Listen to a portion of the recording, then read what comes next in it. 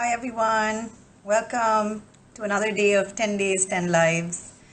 We have Anya here. Let me just go ahead and add her. Waiting for her to join in. Hi. Hi Anya, welcome to 10 Days, 10 Lives with MiniRoo. Thank you. Can you see me clearly? Am I I, audible? I think we need to move a little up. Your head is kind of getting cut off at the nose.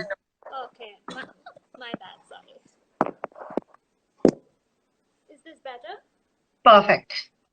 The lighting is, yes, it's good. It's good. I can see you. Yeah, so hi Anya. For those of you who have joined us, this is Anya Reddy, and she is a play therapist. She works a lot with kids, and I think this is a very unique. We're all talking about mental health and the importance of mental health, especially during the COVID-19 pandemic and the issues that we all have to deal with ourselves, with our children. And I think this is, she comes with a great experience. So Anya, actually, I'm going to do something different here. I want you to kind of introduce yourself, tell us your experience. What is play therapy, and what is like? How did you get trained, and tell us what your journey was like. Okay. Well, I'm actually a play therapy practitioner. I'm not Okay. actually a play therapist yet. I think that Okay. takes a lot more experience. My experience has really just been, being surrounded by a lot of issues that I noticed when we were growing up, with my peers during my childhood. And also now in my adulthood, I'm able to see a lot of childhood issues that are affecting adults now, their personalities now. And I Yeah. think it was just a natural tendency for me towards play therapy. I work using play therapy is a space where the child comes in and they are invited to do and say whatever it is that they want. Play is Okay. the language that we use because for a child to describe their thoughts and experiences using Anya, words. can you speak a little bit loudly? Vishwa, I mean, we can't hear you too clearly, so you can come a little bit closer, or yeah, Is this better? Am I audible now? yeah, it works. Everybody, can you hear Anya well? Can I just have a quick thumbs up? Okay, perfect. Yeah. So in play therapy, I use play as the child's natural language. So I use Okay. toys, music, art, drama, puppets, storytelling, movement, different mediums to help the child express themselves. So typically, you'll Okay. see a child recreate a scenario that has happened in their lives, maybe even using a sand tray and toys. So they'll Okay. build the scenario as it was, and then you'll notice a shift in their play, in the story they're building, and in their energies, because that's when they are reclaiming their power and they're expressing how they think it could have gone differently and how they would have liked for it to have gone differently. So that's where Okay. we start.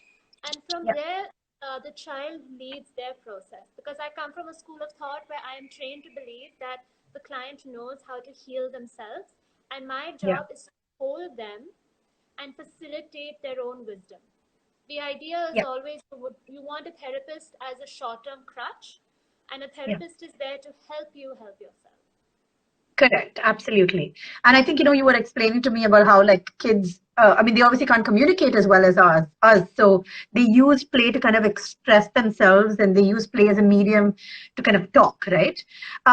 So, so how does a parent recognize anxiety in a child or any kind of, issue in a child, and how can we as parents identify these things? Well, with regards to anxiety, it can be a tricky one because anxiety can manifest itself in, being withdrawn, in being aggressive, in being tearful, clingy, irritable.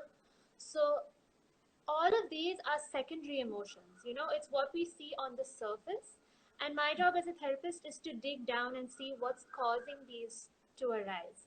So Okay. typically, parents, teachers recognize, behavioral symptoms, and it's just to keep a watch out. Is your child behaving differently? Sometimes it can be because there was a traumatic event, or because there was a change in city or school or town, or there's some bereavement happening for the child, they've lost a loved one. So when it's scenarios like that that have happened, it's easier to recognize the difference in the child, and it's easier to understand where it's coming from. But Yeah. sometimes we don't know what's happening for the child. So we Exactly. just have to keep an eye out for when is the child behaving differently. Okay. So once you figure out that, okay, there's something off and you probably as a mother are noticing a change in, either aggression or they're more reserved or any of these things, what does a parent do next? When do you kind of probably take it to the level where you would want to know deeper about what your child is going through? So what are the kind of signs that, what are the tips that you have? Well, the first thing is to try and engage your child. So, if it's the, if you have the kind of relationship with the child where they've always, come to you, they haven't really had any difficulty in sharing with you, then you can ask them. You can say, start the conversation and say, I've noticed that you've been behaving a bit differently. Would you like to talk to me about it? And if the Okay. child says no, it's important to respect that and we can't force it. And in fact, if we do force a child to open up, they might just withdraw further. So in Correct. that Yeah. case, we can say, okay, I respect that you would not like to share it with me right now. If you change your mind, you always know that I'm here to listen. Yeah. Another way in which we can engage a child is, and this works especially if it's a withdrawn child, a child who's always been reserved. And that's normal. Some people are just, more inclined towards being a bit more reserved. Yeah. Um, Hands-on play helps a lot with children like these, Okay. engaging Okay. the hands. So, play with clay, play with Play-Doh. That can help them a lot. And in the process of working with this material, you can open up a conversation and say, so what's been on your mind lately? What's new? Start there. So kind of putting them in their own like comfort zone, where they're busy doing something, but also engaging them in conversation, right? Yeah. So that's Okay. one way, and if your concerns are severe, if you've noticed something severe in the child, then always just go in for a consultation to a professional. Okay. And what age do you work with? Like, what is in terms of play therapy? What age group do you focus on? I focus on ages 4 to 12. Is there a reason why just 4 and not below 4? Just out of curiosity. Well, even with 4, I think it's a bit early because so much of the work that I do is based on attachment. So it's Uh, really all about, the parent-child relationship. And right. so there's little that, so I work one-on-one with the child. Okay. I don't yet work with the parent in the room. So All as a right. therapist, if I were to work with a parent in the room, then I could also work with with infants who are even younger, because then I'm Correct. facilitating their relationship to develop. So in Sure. this case, I refer you to someone else. Yeah. So, so, so, so you advised us on a couple of strategies that we can try to engage with our child, and if not, then we see somebody about it. But this whole COVID coronavirus pandemic is, I mean, it's different. We really don't know what's happening with our children. They're all at home. They have no school. They're not meeting their friends. So I think there is like I think we've all moms been talking about it that there's we do feel that the kids are going through their own journey. So what does one do at this time? Like how is it affecting my child psychologically, and what can I do about it? It probably is, um, you know, affecting them as in the same way that it's affecting us. It's just a shock to Yeah, not be able to go outdoors, and it's a shock to feel like the outdoors is so unsafe. And there's just this thing out there that you can't see, you can't feel, you can't hear it. It's just so intangible. So I think for a child, it can be overwhelming.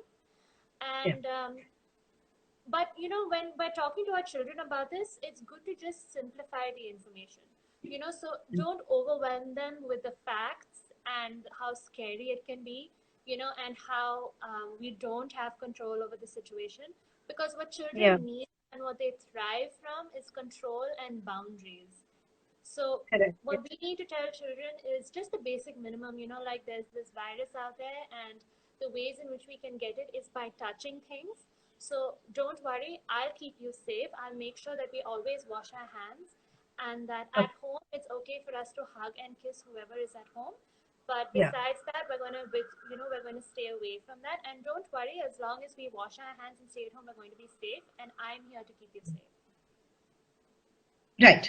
And what about like relationships? So, there are some people who are not visiting their grandparents, or their best friends. So how do you deal with like that kind of conversation with a child? Like, what do you tell your child about school or relationships with their close ones? Again, you sort of have to build up from there, and say, it's not we don't know if it's safe for us to go and visit our friends and our grandparents, because we have to keep ourselves safe and also keep them safe, Correct. because we don't want to unknowingly exchange, unknowingly cause anyone to fall sick. And better safe than sorry. And say, I know you miss your friends, I know you miss your grandparents, so let's set up as many online play dates as we can. Yeah. Yeah. Tell me, So what would you like to do? right, right, right. And I mean, I did read. So, can you give us a little bit of examples of how you use play to kind of engage with a child? Like, could you give us examples of how you do this? Okay, so, well, a child typically walks into the room, and like I said, they do what they want and they say what they want. Yeah, And yeah, it's so important because the playground is a one space where a child sets the rules, yeah, versus wherever they go, the rules are always set. Everything is, done, and they are told what to do, what not to do. So it's so important and it's so healthy for them to come into a space where they are in control. So I give them that control, and I just say the only rules are that we keep each other, all the toys in the room safe. yeah, Besides that, the child starts, playing with whatever they want to, and I mirror the child, I reflect the child. And when I do this, there's a lot of, what I'm saying is, I hear you, I see you, I'm also normalizing their feelings, because I know that play is not just scribbling a crayon, because even in the movement of a crayon, there's a lot that is being expressed, in the color, the stroke, the energy, the movement, the story that they're building. So I'm there to normalize it, I'm there to hold it, and I'm constantly, it's a little bit difficult to explain, but I'm constantly there. I'm yeah, holding their process, and sometimes I jump in and I give them a little bit of insight. I can say, "Oh, I see that today you're feeling a little bit better than you were last week. I wonder what's caused that change." yeah, yeah, So it's both um, a statement where I'm telling them that I see them, I yeah, notice the difference, and I'm watching them consistently, and I'm really tuned in. And yeah. also, I'm curious to know if they want to share what's changed in the last week. I'm telling them that Correct, I'm correct. open if they want to share, and it's also an invite without pushing them. I'm not even asking them directly. Absolutely. I mean, so how does the parent like so you have obviously experience and you've dealt with kids and you've obviously researched all this over the last many years. So how does a parent now understand? Is there any like books that we can read or like how do we understand more about how our children play and thereby giving us information about what's going on with them? Um, so, if I understood you correctly, you want to know how to understand as a parent what the child's play means. Yeah, yeah. What are the cues exactly? Or just a couple of Okay, examples even. Like one example would be great. okay. Um, well, there was this one time, I'll give you an example, and I invited a parent to play with the child in the sand tray. And this parent, the child started playing, and the parent started putting toys into the sand tray. And the parent started saying, okay, no, you put this here and you put that there, and this doesn't go here Yeah, and that doesn't go there. And the child was welcoming the parent into his play, even though the parent hadn't asked for permission. And yeah, the parent had just taken over the sand tray. I mean, it was no yeah, longer, or if you looked at that sand tray, it wasn't the child's, it was the parents. So, yeah, yeah, I spoke to the parent and I said, I explained again that the playground is the child's, and it's so important for them to have one space to express themselves freely. But when you're playing with a child, it's important to just ask them each and every single time, would you like me to play with you? And if they say yeah, no, you can say, okay, I'm just going to sit here and watch you play. And if yeah, you'd like to join in, you can ask me to, and I'll yeah. join in anytime. And when they Okay. do ask you to, to join in their play, it's good to say, okay, now what would you like me to do? So say, Oh, he gives you a car. You can say, okay, what do you want me to do with the car? Don't yeah, just start moving the car up and down, because yeah, we don't yeah, actually know what the car means to the child. So what do you yeah, want this car to say? What do you want this car to do? Who is this car even? To us, it's a yeah, car. we can say it's a car, Yes. but to the child, they're using their imagination. So the car could be a Absolutely. monster, it could be something that, Yeah. scare them in their nightmares. So if Yeah. we're open and we don't attach meaning and labels to play, we give the child the freedom to really show us what's going on for them. Exactly. So we're communicating in their world, like in their perspective Yeah, and in their zone versus our zone, which I think most we just like automatically kind of put our perspectives on our children, right? Which yeah, completely yeah. agree with that. Yeah. So I had a question They're here is trained to what is that color? What is this? What is that? Red is red, blue is blue. So we yeah, come from that very industrial education mindset. sure. We have a question that says, when can we go beyond saying it's just a phase and actually know when we have to kind of seek help or therapy for our child? Okay, I think one is if it gets severe, if the child Yeah. is being unsafe towards anyone or anything. Two is if it's been going on for maybe more than 3 months. Yeah. It's good to come in for a consultation before things really escalate. Okay. So wait for about 3 months. Is that a good cue? Yeah, I think so. Okay. So there's a question here is for an 8 to 10-year-old, how do you engage a child of that age other than drawing, board games, and cards? Well, It's older, so there's we're this now moving to older children. yeah. Yeah. There's this a lot of conversation, especially with the coronavirus pandemic, about engaging our children. I say don't engage them. Let them be bored. Especially a child who's 8 to 10 years old. Let them be bored. Let them take care of their own needs. I mean, come on, if they can't keep themselves entertained, can we expect them to do the harder things that's about to come? Yeah. So if they're bored, say, okay, I can see that you're bored. What would you like to do? You know, Yeah. if it's a younger child, you can give them two options. You can say, okay, I can see that you're bored. Yeah. One, we could play a video game. Two, we could play a board game. And then if they can't decide, you say, okay, the third option is that I decide because I can see that it's difficult for you to choose, so you make the decision. But when it's an Right. older child, let them be bored because, when they're bored, we're letting them sit with their feelings.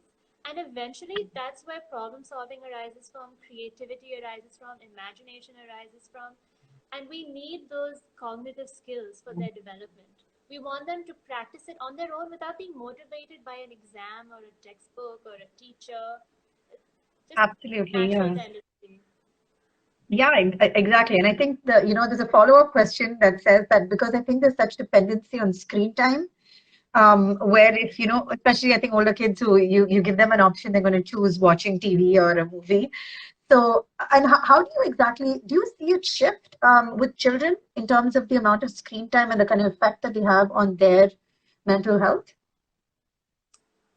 Um, I wouldn't say that necessarily. I wouldn't say I've seen a shift, but we do know that research has shown us that fixed amount of time, fixed amount of digital or screen time is okay, and that if Yeah, it's used productively, if they're engaging with quality content, it can be good for them. yeah, So it's exactly. also So it depends. important for us to set the boundaries, and setting the boundaries is only one aspect, but also holding the boundaries and actually saying, okay, you have half an hour of digital time today. You can decide when you want to use it and how you want to use it, but it's only half an hour. And after that, I will take the phone away. Yeah, And if they, if you really feel like you have to express the consequences, you can say if you cross the amount of digital time you're allowed today, then you can't play tomorrow. And the next day, actually following up with that and saying you can't play tomorrow. The next day, just not allowing them to play, because if we lay down the boundaries and then we show them that we're not serious about it, they're going to yeah, continue to take advantage of that. And also, absolutely. that's just, then we're not teaching them how to respond to authority, we're not teaching them to actually follow the rules and discipline. Yeah, and in a sense, kids like the kind of boundary and Yeah, I mean, they might reject it a lot because they will want to watch that extra 10 minutes or half 1 hour of TV. But I think in a sense, they kind of like working around schedules and yeah, boundaries. really. So we have a question again. How do you deal with oversensitivity to things? Because anxiety is misplaced or because the child can understand their own confused and subliminally scared feelings? Okay, okay. It is difficult for a child to understand and express their anxiety. Um, in such a situation, what you can do is sit down with them and ask them, okay, what are you feeling? How does it feel in your body? How does it feel in your body? Sometimes they'll say they have a sore tummy. Sometimes they say they feel nauseous. Sometimes they say they feel sick. They're having bad dreams. So get them to express it. Show curiosity. First thing Okay. is to show curiosity. And then Right. after that, normalize the feeling. Say, okay, yeah, I understand that. Just normalize it. Don't build it up. Don't dismiss it. Never dismiss it. And after we've normalized it, we can then explore it. Yeah. Okay, say, okay, so when do you feel this way, etc., etc. And then after that, an activity you can do is the worry worms activity, which is where Okay. you draw worms and then you Okay. cut them out with your child, and then Okay. you say, okay, this is the worm for my bad nightmares, this is the worm for my sore tummy, and then leave them around the house, and then go looking for the worms, to catch these worry worms, catch the Oh, nice. worry, and Yeah. then put them in a box and seal them in the box so that the worry worms can't escape, because we are containing the feelings, and when we do Mm. this, we are exerting our own control, we are creating a sense of inner control, and we're Yeah. also using our bodies, Yeah. so we are embodying this feeling of controlling our emotions which are within us, which make us feel like we have no control. Yeah. So once Yeah. we So embody we're taking the those, we reins can in our own manifest hands. control. Yeah. Exactly. Yeah, absolutely. That's a really great tip to use. I mean, we would like to hear if you have one, maybe one more that you can share with us, something else that we could do with the kids. I think it'll be great for the people watching. Okay, one more. I think I will come to me in a few minutes. Do you have Sure. another question then? Yeah, sure. So my question was actually going to be a little deeper. So I know that, I mean, I've been reading your material online, and I think, it could be just dealing with, anxiety, frustration with small children, but also there are bigger issues that a child might be going through at home.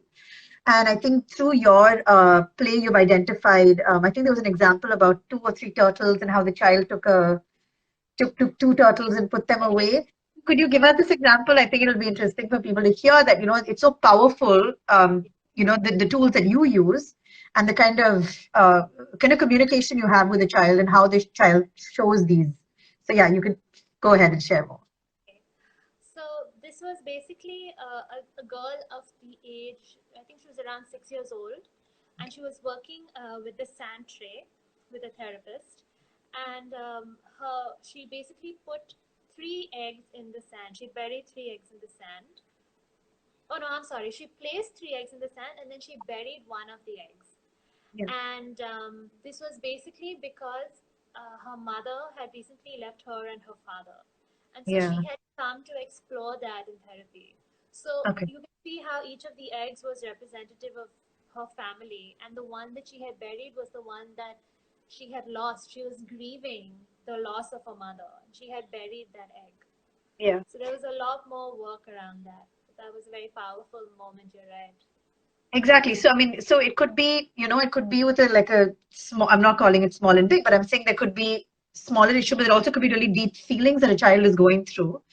And, play therapy can obviously help them express their emotions better. Yeah, Yeah. so there's a lot of conversation about how play is a waste of time, it's not a nonsensical play, but play is Yeah. really a child. Play gives a child a chance to really process what they've noticed.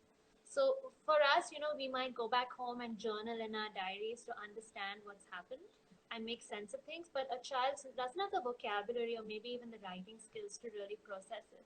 So for them, they play it out, and it's so powerful when they play it out because they're using their bodies and their minds. So it's for children a very, very deep process when they are playing. Okay. Yeah. I mean that it's powerful, and I think us as parents who've seen our kids, pretend play and play with different tools in such different ways every day. whether it's a Yeah. drawing, whether it's blocks, or whether whatever it might be. So I think just them being able to express emotions through play itself is so powerful, and we need to let them do it, I think, on their own terms instead of going into their space. I think that's my biggest takeaway from Absolutely. our conversation. Yes, quickly wanted to get, I think the last question I had for you was any tips that, there you go, actually Vishwa's asked. So before I ask, let me, Vishwa's my partner. Do you have any centers in Chennai or can you recommend any? Is this something that can be done digitally over Zoom? So if you want to bring your child in to meet you. Um, I'm in the process of setting up a space in Chennai. Okay. You can contact me for referrals for any other play therapist in Chennai. Um, it can be done over Zoom, but it's not the same thing, and I wouldn't say it's as fast. It can be still effective, but it's not the best option. Okay. I did remember one other tip for dealing with Great. anxiety. Yeah, yeah. And if you want, you can get, a bracelet or a ring or a stone, or if you want, you can even, use, I think, there's a certain kind of clay that you can bake in the oven. So, Yeah, yeah. you can go out with your child, buy that clay, and also maybe ask them to pick three colors that Okay. that make them happy or feel calm. Um, Roll in the clay into the with the colors and make stones, a few Okay. stones or just a few circles. Put in a thumbprint or a fingerprint. Ask the child to put in their own thumbprint or Yeah. fingerprint into the clay. Okay. Bake it in the oven, and then Okay. when it comes out, say, okay, so which stone is this? This is the stone that I use when I want to feel special. This is the stone Okay. that I look at when I want to feel protected, or this stone helps me remind myself that I am safe, or that mom loves Okay. me, or that I can go Yeah. home and think, okay, So they'll go and find these stones depending on what they're currently feeling, and they're using that stone to express themselves clearly. Yeah, it's very powerful. if the child's too small, then you can just give them an object and say, this is very special and has very special powers. And whenever you're feeling scared or unsafe, you can just look at it and say, I am safe and I feel calm. And you can remember that I'm always with you. Yeah. So I think I mean, basically, I think you're trying to say that, you give the child their own, like, you give them the power to, um, We want to set them up for success and not for exactly. failure. So if a child is refusing to go to school, maybe because they're afraid of someone there, we don't want to say, okay, you sit at home and I'll take care of it. We want to say, okay, so what's happened? We want to express curiosity. We want to explore what's happened. We want to normalize their feelings and then set them up Yeah. to deal with it themselves. We might facilitate the process. We might be with them while they're standing up for themselves, but we want to teach them to stand up for themselves. Because Yeah. if we keep Yeah. jumping in, we're not negating their anxiety. Yeah. We're allowing the anxiety to continue. Yeah. I think it's to find their own inner strength and not be like, we can't solve all their problems. We're going to allow them to figure it out themselves. Yes, Yeah, absolutely. that's very powerful. And I think that'll really set them, on a good course going forward as they grow up. But this has been really insightful. This is very different. I mean, this is something that, when we started talking, it was completely new for me. And, it was really great that we could have you here to share more about play therapy and the work that you do. So thank you so much, Anya, for coming on board. Thanks for having And me. we look forward to, having you on more in the future. I'd love to, yeah. Super. Bye. Thank you. Thanks. Bye.